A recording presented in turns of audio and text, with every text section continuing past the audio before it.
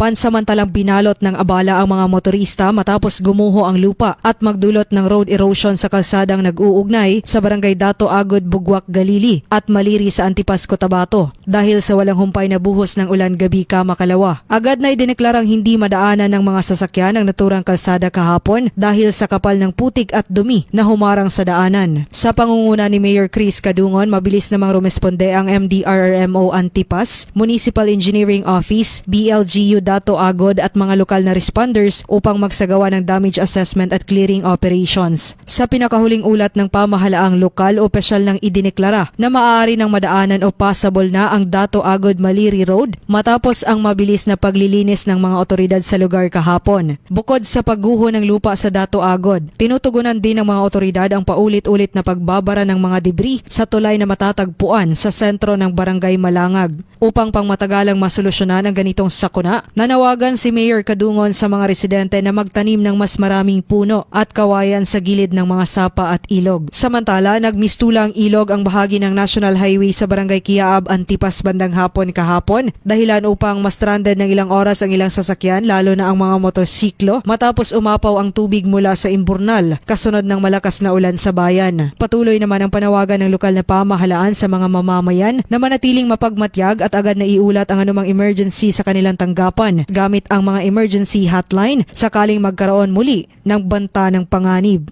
Joanne Oranio, NDBC, Bida Balita.